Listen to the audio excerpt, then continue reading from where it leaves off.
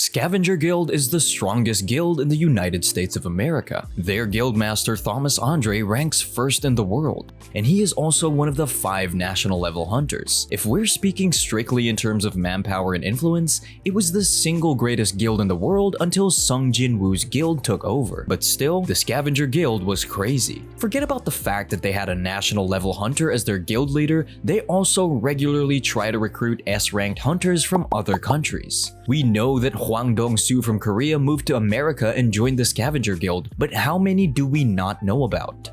There must be dozens of S-ranked hunters that the Scavenger Guild must have recruited from other countries, especially because they also regularly do contracts with other countries to help them clear their gates. They must have an unusual number of S-ranked hunters to be able to do that. Now, one thing I'd like to point out is that we're gonna start looking at every guild before Sung Jin-Woo rose to power, because otherwise it's gonna be hard to explain most of these guilds. Draw Sword Guild, also known as Blade Guild, is the greatest guild in Japan and the second greatest guild in Asia, at least until the Jeju Island Rand. Unlike Korean guilds where only one guild had more than one S-ranked hunter, the Draw Sword Guild had 11. They had 11 S-ranked hunters, and their leader, Goto Ryuji, was strong even by S-ranked standards.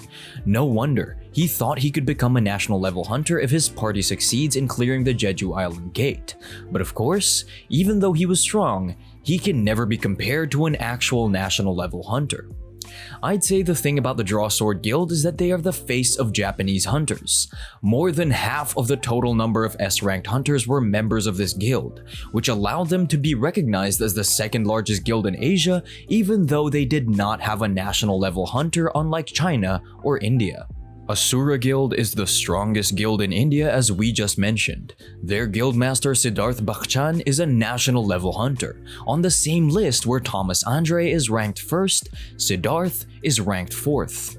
We don't know much about their guild, but considering how they have a national level hunter, the Asura Guild is above Japan's Draw Sword Guild. By the way, Liu Gang described Siddharth as someone with a strong savior complex, which means that the Asura Guild must have been different from the Scavenger Guild or the Draw Sword Guild in the sense that they may have prioritized saving lives over money or influence. Gold Dragon Guild is up next. It's one of the guilds that got completely wiped out before Sung Jin-Woo's story started.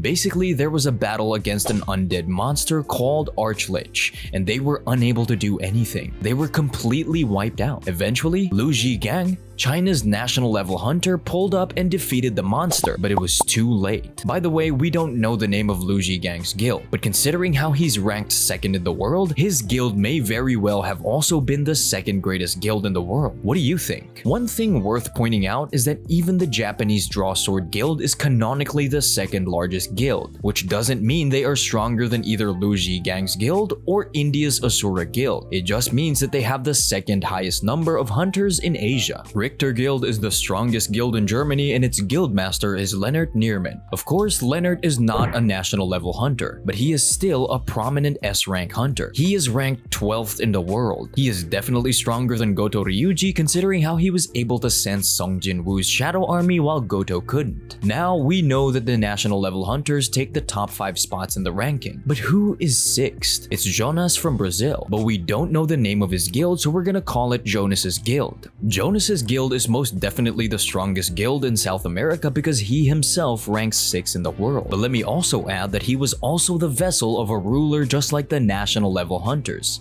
which means that even though he wasn't officially considered one, he is in the same tier as them in terms of powers and abilities. He had both the ruler's authority and the spiritual body manifestation, so if he was in the same tier as national level hunters, his guild may also have been comparable to the guilds of actual national level hunters. The way I see it, his guild may have been comparable to India's Asura Guild. J Mills's guild is also something to watch, because J Mills is ranked 17th in the world, but the man himself is incompetent, so it's hard to say if the guild was competent enough, though J is the strongest hunter in Canada. Yuri Orloff's guild is a guild from Russia, and the only thing we know about it is that Yuri Orloff is a member of this guild. We don't even know if he is the guild master. Naturally, we don't know the name of the guild either, but considering how Yuri Orloff personally made a deal with Japan to keep them safe from the barrier magic, it is safe to say that this man's guild must have played a major role on the international stage. Sicario Guild is a guild based in Mexico, and the only known member is Alron Diaz, but we don't know anything about Alron, not even his rank. Though it's worth pointing out that the Sicario means hitman in Spanish, which could imply that the guild may have had other agendas than just clearing gates. Ira et Vitae Guild is a guild based in Italy, and the only known member of this guild is Fabio Graco. Again, we have no idea about who Fabio is and what his rank is. However, what we do know is the meaning of Ira et Vitae. It means wrath and life. This could imply that the guild had an equal emphasis on both combat power and healing prowess. Now, in the 10th episode of Solo Leveling,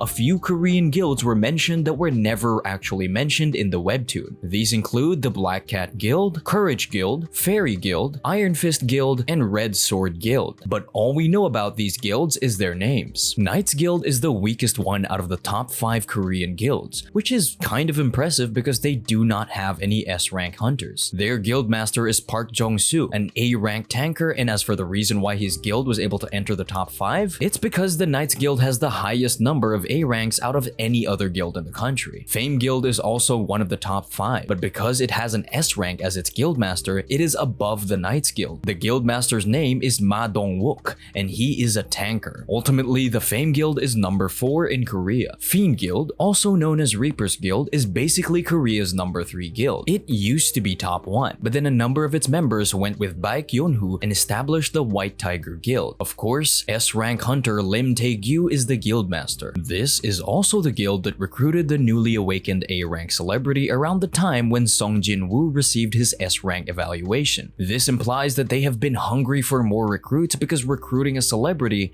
would bring attention to their guild, which is basically free publicity, and so more and more people would like to join. White Tiger Guild is number 2 in Korea. The guild master is Baek Yoon-Ho, the S-rank hunter who was perceptive enough to realize that Jin-Woo is a hunter who can continuously grow stronger. Overall, this guild is fantastically well managed. It is divided into several management departments that do different things. For example, the first management department is responsible for managing the official hunters and the guild members. It is led by a chief named Ju Sung-chan, though this chief is more like your traditional manager in the sense that he laughed when the other department proposed that Jin-Woo must be recruited. Speaking of the other department, let's talk about them. It's the second management department, and their job is basically to recruit new hunters and also handle their training. The man who watches over this department is An Sang-min. Unlike the other guy, he has a good eye for talent, and he is canonically the first person to realize that Jin-Woo is actually much stronger than his rank. No wonder he tried to recruit our boy into the guild. Heck, even after getting scammed by our boy, he still wanted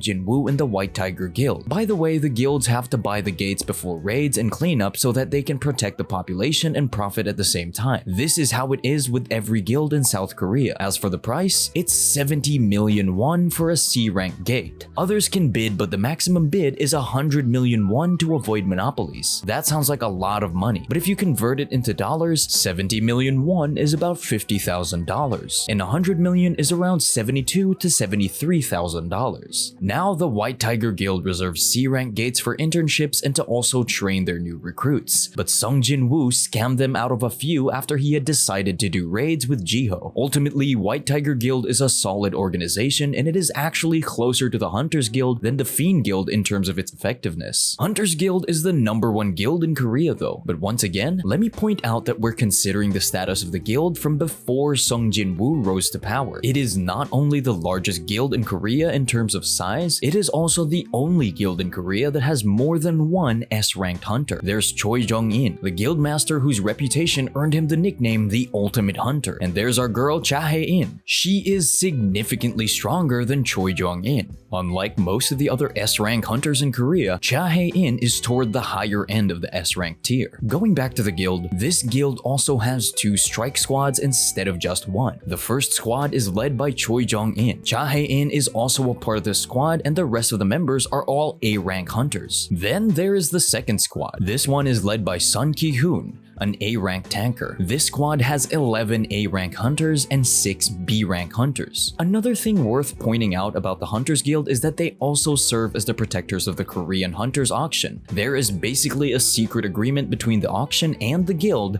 that if anything happens, the guild will protect them. The Korean Hunters Association is technically not a guild.